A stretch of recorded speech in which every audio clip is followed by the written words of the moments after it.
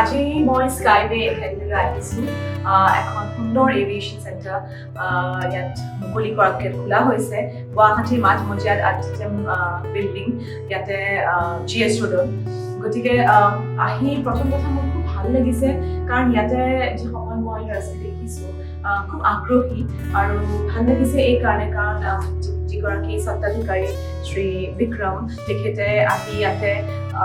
সুন্দৰ এটা একাডেমি ইয়াত আমাৰ ল'ৰা ছোৱালীখিনিৰ কাৰণে মুকলি কৰিছে আৰু যিহেতু আমি সকলোৱে জানো যে এভিয়েশ্যন বুলি ক'লে নৰ্থ ইষ্টৰ উত্তৰ পূৰ্বাঞ্চলৰ বহুতো ল'ৰা ছোৱালী আছে যিয়ে এই প্ৰফেশ্যনটো ল'ব বিচাৰে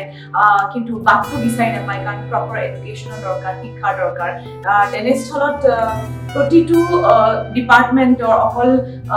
এয়াৰ হোষ্টেজ বা ষ্টিউৱাৰ্ডছ বুলি নহয় প্ৰতিটো ডিপাৰ্টমেণ্টৰে বেলেগ বেলেগ কাম আছে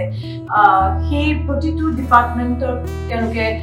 শিক্ষাটো তেওঁলোকে আগবঢ়ায় ইয়াত Skyway একাডেমি গতিকে মই মোৰ ফালৰ পৰা শুভেচ্ছা জনাইছোঁ Skyway একাডেমিৰ প্ৰতিগৰাকী সদস্যক মই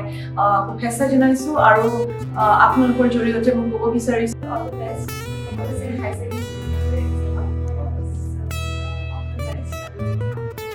মই যিখিনি কথা গম পালোঁ Skyway very impressed বিৰাট ভাল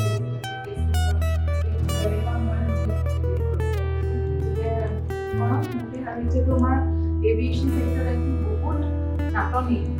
মই ট্ৰেভেল কৰি পেলাইহে গম পাওঁ ভেৰি হেপী